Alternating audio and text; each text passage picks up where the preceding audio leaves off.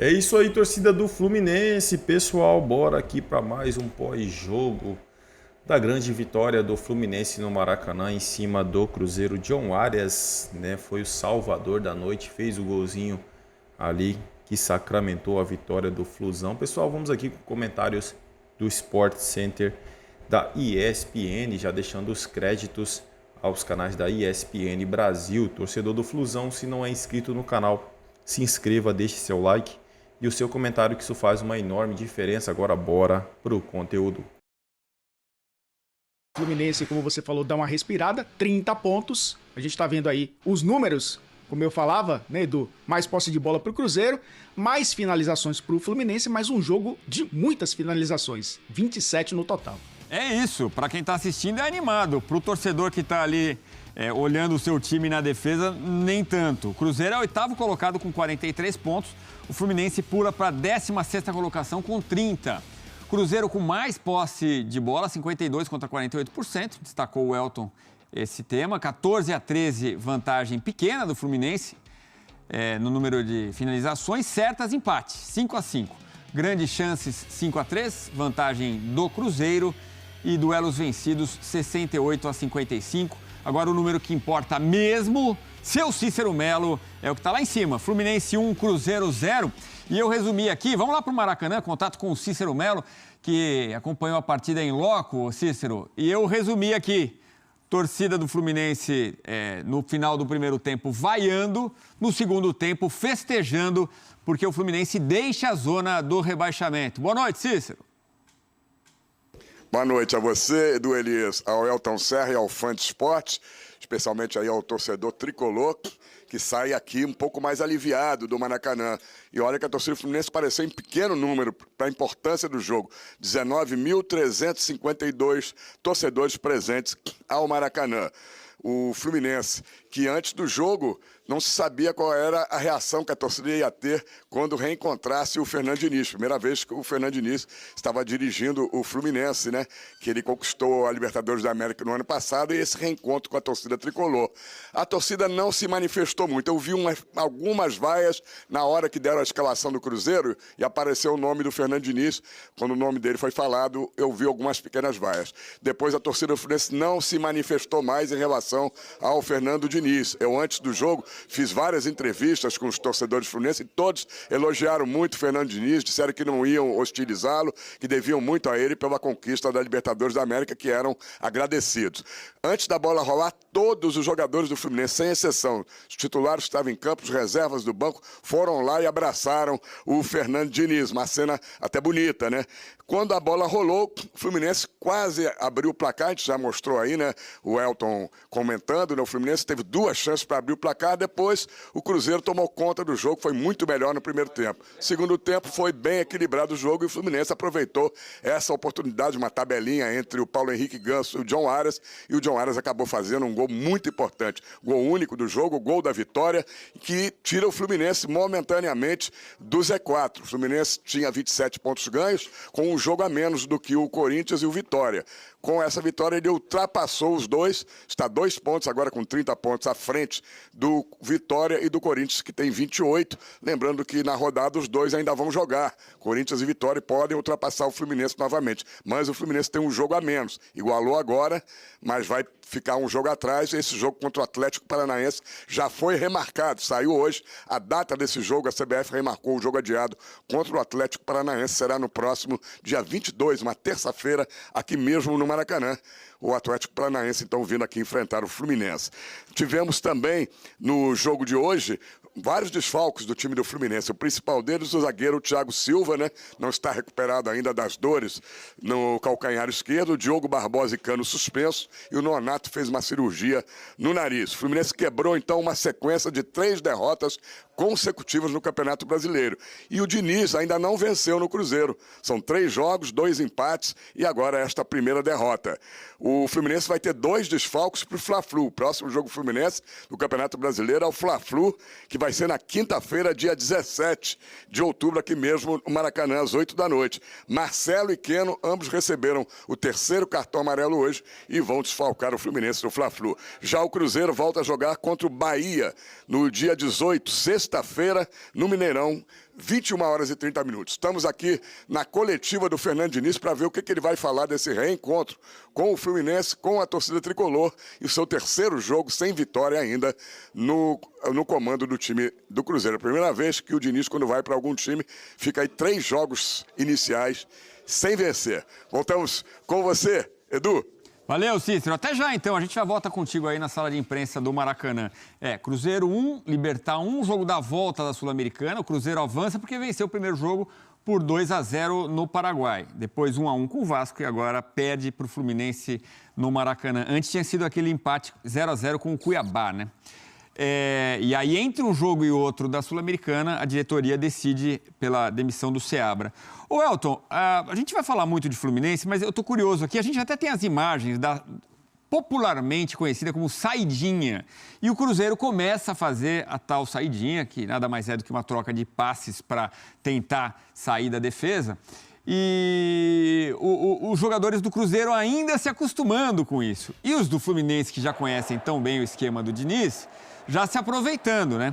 Será que essa falta de vitória, a gente pode acreditar ainda um período de adaptação dos jogadores do Cruzeiro ao estilo Fernando Diniz?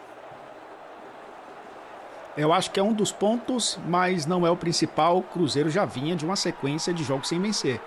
A gente falava como o Seabra acabou sendo demitido por conta disso, né? Principalmente no Campeonato Brasileiro.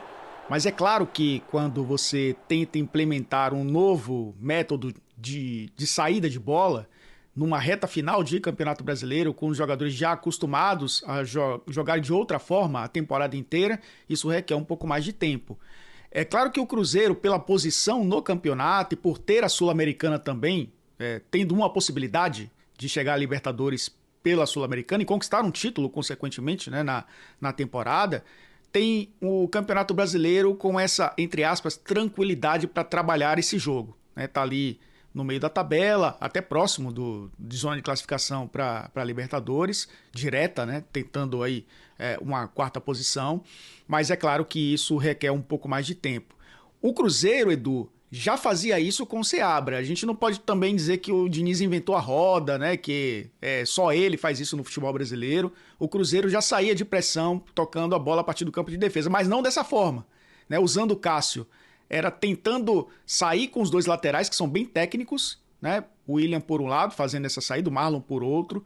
E eles, aí, um pouco distantes da área, conseguiam fazer com que a defesa adversária subisse suas linhas de marcação, no 1 contra 1 conseguiam abrir espaço e o Cruzeiro saía do campo de defesa.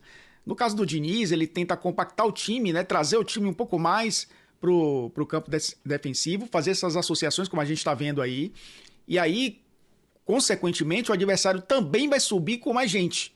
E aí ele sai dessa pressão e aí ganha campo. E isso aconteceu, inclusive, no primeiro tempo, né? O Cruzeiro teve algumas chances. O Fábio teve que sair do gol algumas vezes para fazer defesas, porque o Cruzeiro saía dessa pressão e conseguia chegar no ataque. Mas é um risco que se corre e que o torcedor do Cruzeiro sabia que correria. Porque esse é o carimbo, um dos carimbos, né, do Fernando Diniz, o trabalho dele. Consequentemente, o Fluminense, que conhece muito bem esse método, também tentou tirar proveito. E quase, a gente está vendo esse lance aí sendo repetido, né? O Ganso quase marca justamente por conta disso. A diferença é, na minha opinião, os zagueiros do Fluminense, o Diniz adaptou, inclusive, volantes para jogarem como zagueiros, tinham mais qualidade para sair e o Fábio também. O Cássio ainda vai ter que trabalhar um pouco mais esse tipo de saída ou o Diniz arranjar uma solução para que não passe tanto pelo Cássio essa saída. 2 vezes em que ele tentou, ele acabou errando passes, né, chutando pela linha lateral. Então,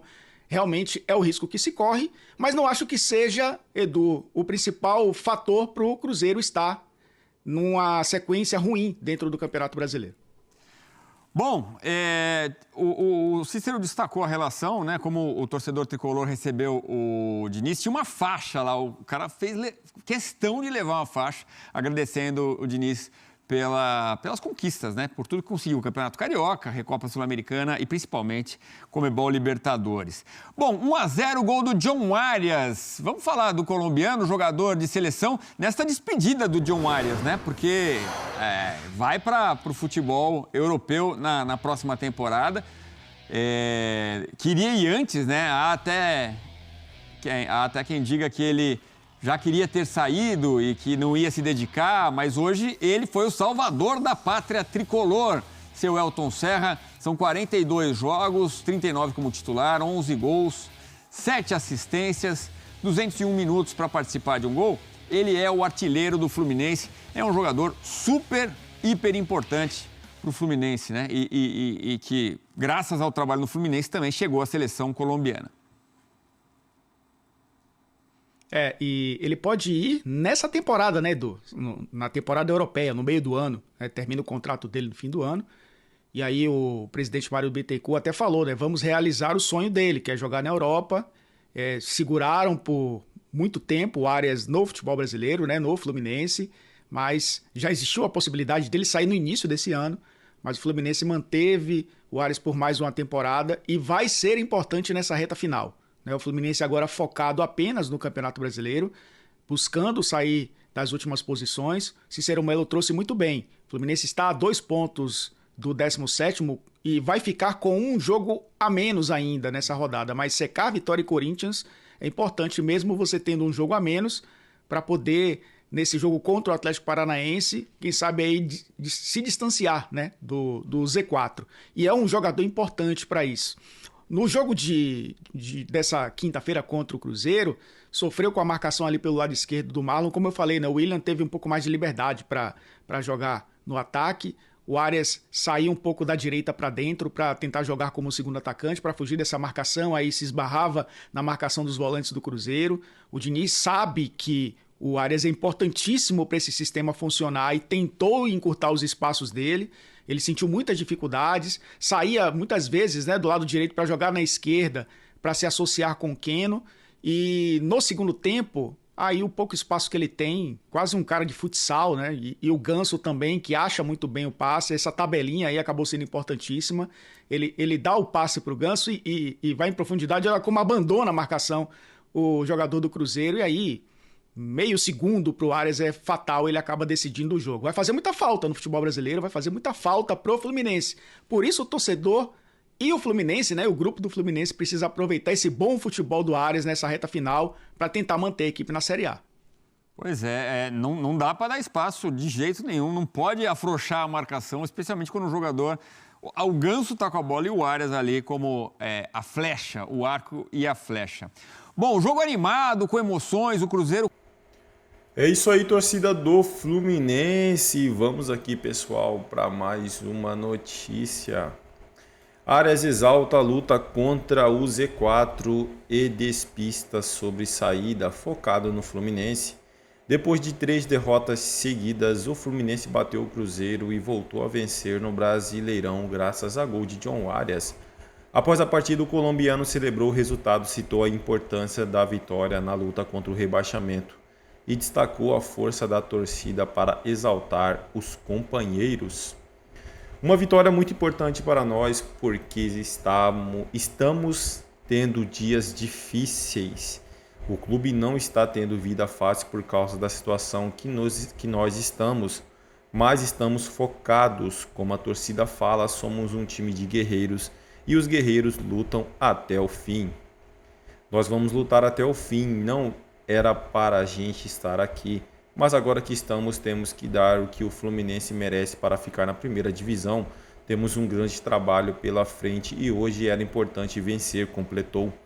Arias ainda foi questionado sobre os rumores de sua saída, principalmente após a coletiva do presidente Mário Bittencourt. No entanto, Arias apontou que está completamente focado no clube e na luta contra o rebaixamento. Eu vivo um dia de hoje e estou 100% focado no Fluminense. Hoje, além da minha filha, não tem outra coisa que não passe pela minha cabeça, que não seja permanecer na primeira divisão. Toda a minha força está em criar a minha filha e que o Fluminense permaneça na primeira divisão. Finalizou John Arias. É isso aí, pessoal. Agradeço a vocês pela companhia. Se não é inscrito no canal, se inscreva, deixe seu like e o seu comentário, que isso faz uma enorme diferença. Desde já agradeço. Valeu.